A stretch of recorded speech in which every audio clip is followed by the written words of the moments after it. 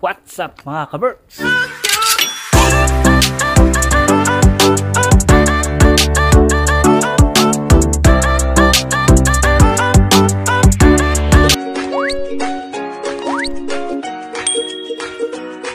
Hello mga ka-Berks! Kain tayo!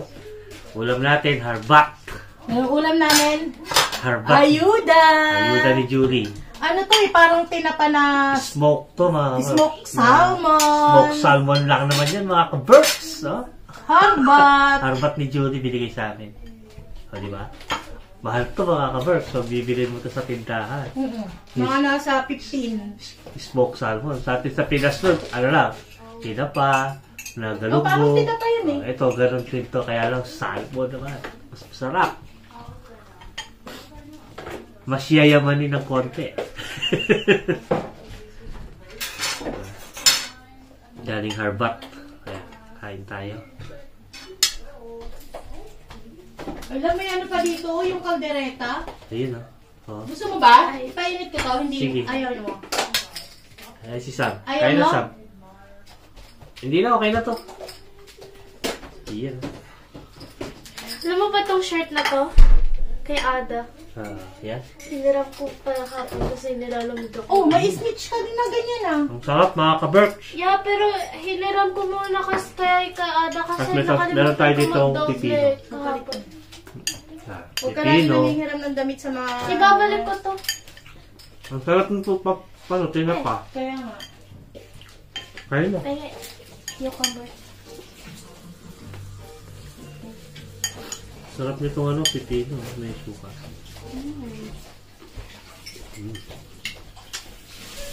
Kain tayo mga ka-Berks. Ay, nahulog. Kuha tayo ng pagkain nyo dyan. Let's eat! Ganito, konti lang kanin namin. Sinina yan. Isang makulimlim, malamig na araw, mga ka-Berks.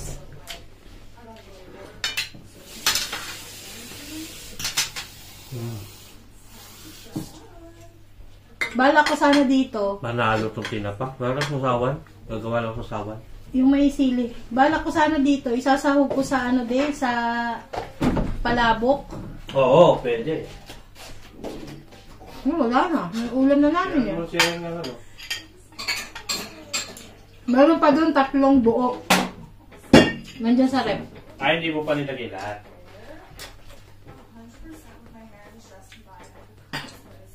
Yung 3 piraso na kasing laki ng bangus, Ah, nandyan sa freezer, yung binalik ko. okay. Nalagyan mo suka to? O yun na lang? Ano sili? Yung ano nila. Chili man, chili. Chili Tapos mansi. meron kang pipino, salak. Ayan. Konti lang ah. Ang dami niyan di, madami masyado. Yan.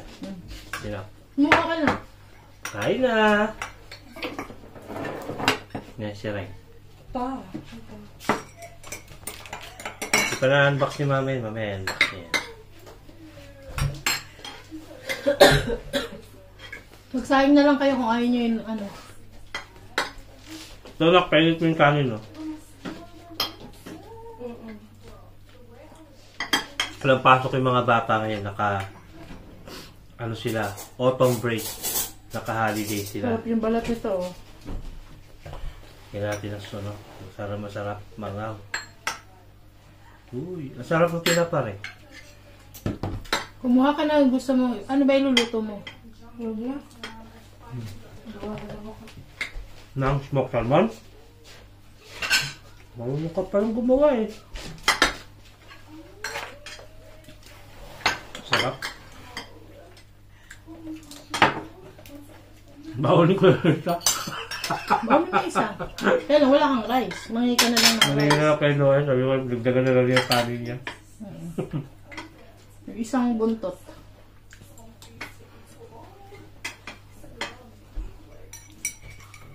Okay.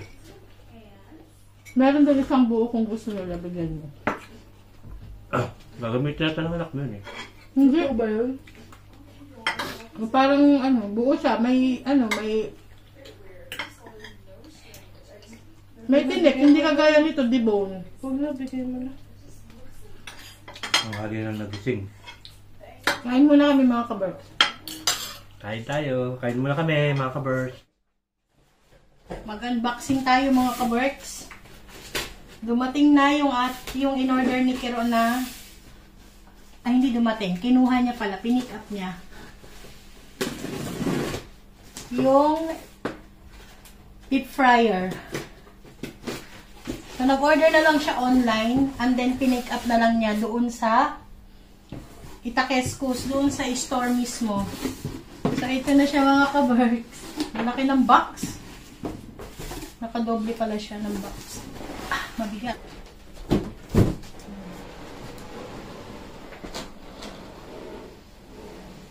Oh. Oops. Set na siya mga kaberks. So, ito ay deep fryer. Ito ang laki oh. Ang tatak niya ay Tefal. Ayan. Ito yung itsura niya. Ayan mga kaberks. Kasi yung air fryer ko dyan, air fryer. Yung deep fryer ko ay umusok nung nakaraan. Kasi habang pinapainit ko yung mantika, may napansin akong umuusok sa ilalim. Hindi ko alam kung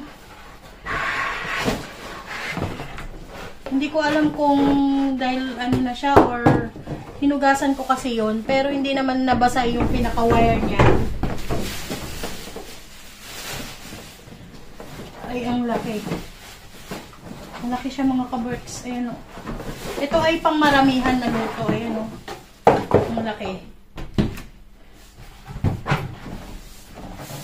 Kasi kailangan ko ng air fryer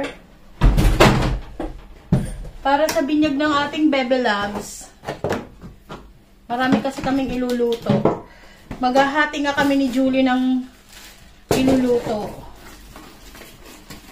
Sa kanya yung iba. Dahil hindi ko kayang iluto ng maramihan.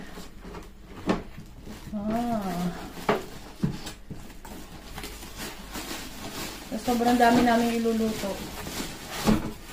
So, ayan siya. Pang maramihan talaga to mga kaberks. Tatanggal pala to. Tingnan nyo naman yung lagay ng mantika. Oh. Ito ay 5 liters. Tapos ang kagandahan nito, nafi-filter na agad yung used oil. Ayan o. Ang laki. Sila Julie may ganito. Actually, kaila Julie namin to nakita. Ayan o, may filter siya.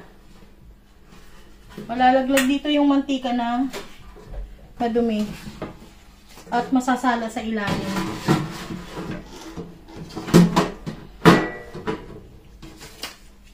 So, pag nagsalang ka dito ng marami, so, madali lang na lang magluto.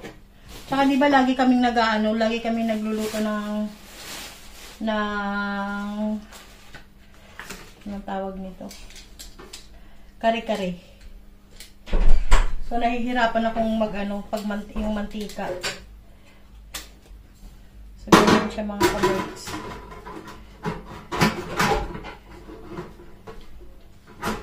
Tapos, igaganyan mo siya, ilulubog mo.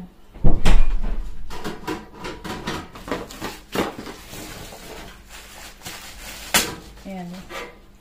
Sabi ko sa inyo mga kaberks, si Kero, alam niya kasi lagi ako nagluluto. Yung alam niya hindi na ako mahihirapan ba mag-ano-ano ba. So, ayan na siya. Ang laki. Kasya 1 kilo na chicken dito, oh. Pag nilubog mo. Kapag nag-Shanghai, minsanan. Isang salangan lang, oh. Ang dami. So, yun lang. Pinakita ko lang sa inyo mga kaberks. Ganito siya, oh. So, ganito ang itsura niya. Selection. Ayan, oh. Ayan. Kung nakikita nyo ba.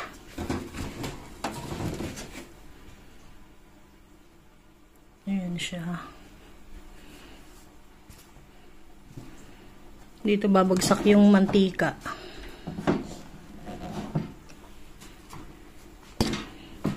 Then yan. Ito yung power control niya. Kasi ito yung button. Tefal. Tefal yung brand niya, mga ka-Berks.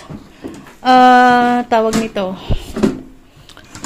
Kung tatanungin nyo kung magkano yung price nito is 130 euro. Convert nyo na lang, mga ka-Berks, kung magkano. Ang palitan ngayon is 67. Hindi ko lang alam kung same price policy ba dyan sa, sa Pilipinas. Pero kasi malaki to, industrial, parang na to eh. Pang business, ganun. As in, malaki siya. Safe ka nang magluluto dyan. Pero kailangan mo ng maraming mantika. Ayan. Para lubog na lubog. Yun lang, mga ka-Berks. One eternity later.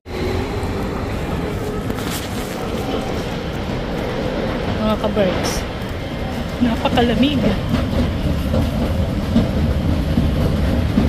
Negative 3 ang ating weather. Kamali ako ng sinuot. Nakasakay kasi ako kanina hinatid kasi ako ni Kiro kanina. So, hindi ko ganong random yung lamig sa sasakyan. Oh no! Iwan yata ako ng basa. Hindi ko akalain na ganito kalamig paglabas ko galing sa S-Market. Negative 3. Alamig, mga ka-Berks. Tapos wala rin akong gloves.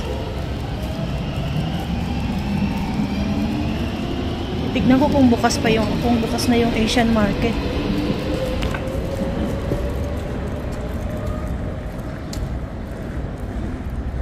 Parang hindi pa yata. Bibili ako ng bagoong alamang. Magluluto ako ng kare-kare ngayon kasi sa bahay kami magla-lunch. Dumating sila Chris kagabi. Madaling araw.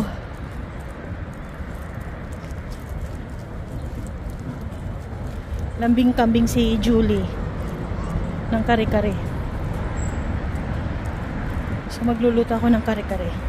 Pupunta sa bahay pati sila Julie. Sa bahay natulog sila Chris.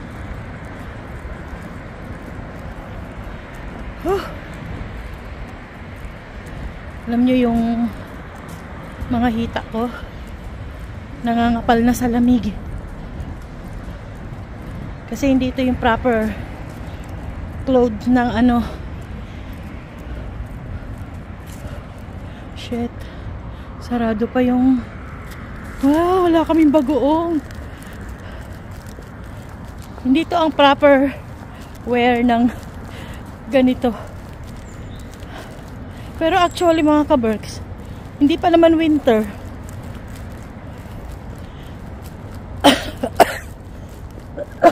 Autumn pa lang. Hindi pa nga nagpalit ng oras eh.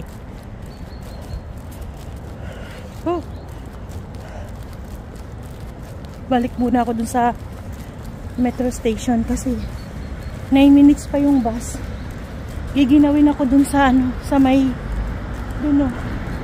sa bus station, giginawin ako dun. Kasi wala akong, tingnan nyo yung kamay ko nangungulubot sa lamig.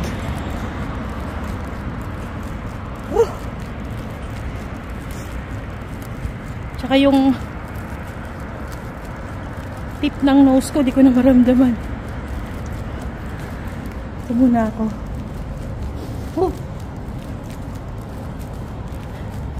Tiis ko yung lamig sa para makapag lang ako. Ito muna ako, mga ka-Berks. Antayin ko pa yung bus. Yung bus ay 6 minutes pa. So frozen, mga ka-Berks. See? Frozen. Frozen, frozen. Ayun, madulas yan. Ah! Napakalamig. Tingnan niyo yung kamay ko. Oh. Nagdra-dry. Nagdra-dry tapos sa sobrang lamig din. Pag taglamig, ganito yung kamay ko mga kaberks. Kala mo kamay ng matanda. Pero matanda na talaga. Oh my God. Maaraw pero grabe. Frozen yung mga damo.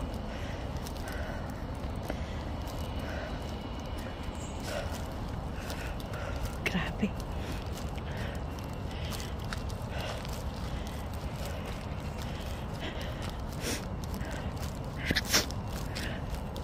Yung ganitong lamig, kahit hindi pa as in malamig na malamig, yung sipon mo hindi mo mararamdaman na tumutulo. Akit muna ako sa bahay. Grabe. One eternity later. Ito yung binili kong mga kaberks, pata. Yung pina-slice ko. Magagawa ako ng patatim. Magluluto ako ng patatim. Napakuluan ko na to kagabi. Yung lang siya, konting kulo lang. Kasi isasalang ko pa to sa microwave. Sa pressure cooker. So, ayan. Pinachop ko siya. Kasi sobrang kakapal naman kapag hindi ko siya pinachinap. So, i-fry ko to ng konti. Ipiprito ko ng konti.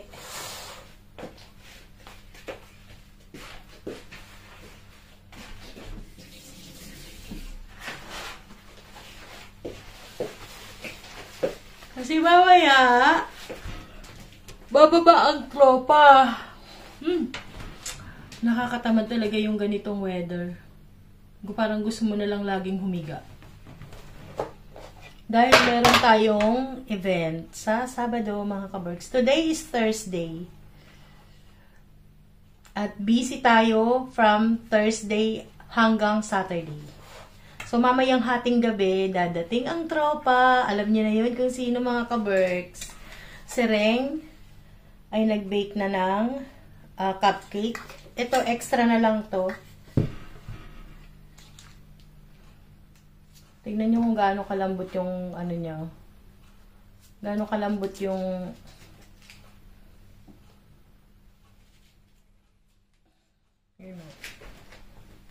sobrang moist.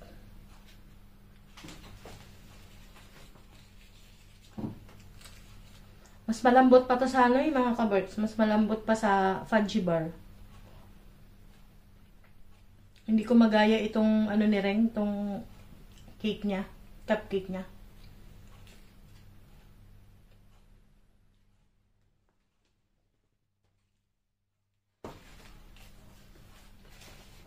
Extra na lang to kasi yung iba, lalagyan ko ng icing niya. So, ipiprito ko lang tong ating pata. And then, mamaya titimplahan ko na siya. Ito ang aming ulam mamayang gabi. Disclaimer na naman tayo sa mga magagaling magluto dyan. Paraan nyo ng pagluto ay paraan nyo. Ito ang aking paraan. Wala lang.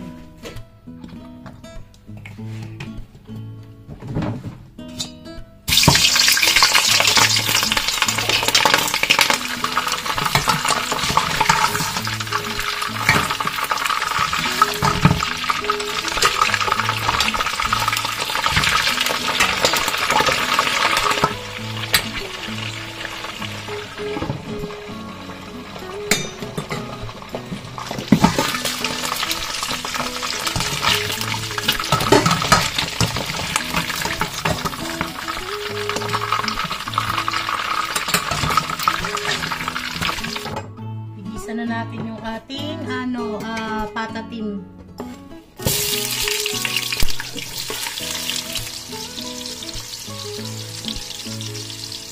Inuna ko muna yung sauce nito. Yung toyo. Oyster sauce. Laurel. Maraming paminta.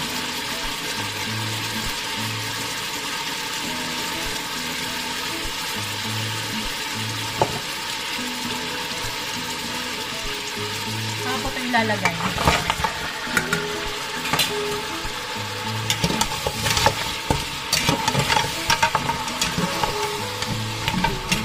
Papalambutin ko lang ito dito. Tapos mamaya, yung pinaka-final niya, nilipat ko siya sa kaserol, sa kalder, sa kawali.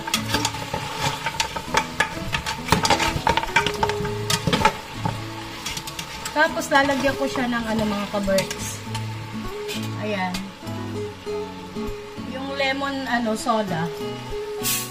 Para siyang soft drinks. Pero konti lang. Pandagdag lang sa flavor niya. Mga kalahating cup lang.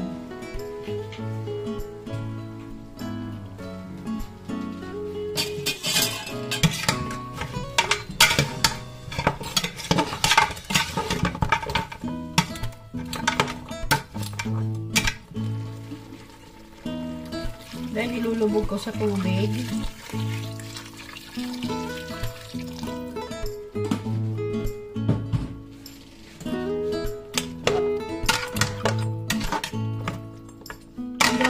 Siguro pakuluan ko ito mga 30 minutes. 20 or 30 minutes. Lagay ko na yung aking star anise. Isa lang ilalagay ko kasi ayaw ni Kero na masyado ma-flavor ang anise. Then brown sugar.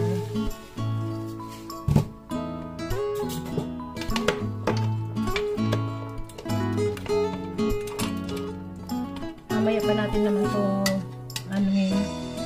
check yung pinakalasa niya. So, ganyan na muna. Tatakpan ko na.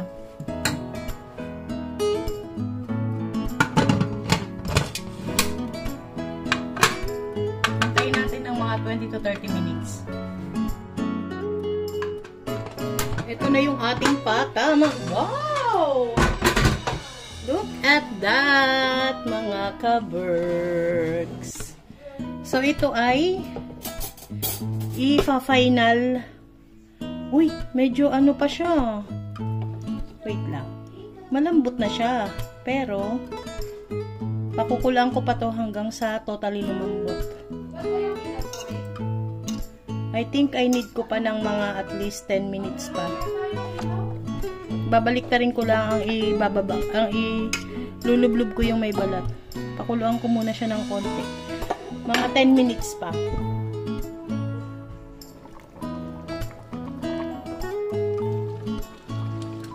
Medyo umimpis na yung tubig ng mga ka-berks. Lalagay ko itong pineapple.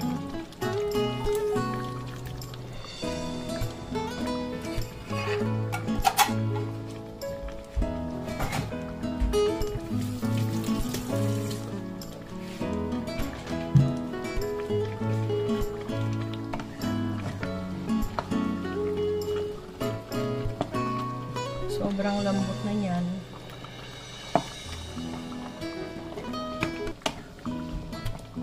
As in, malambot na malambot. Konting na lang yan mga ka-berks.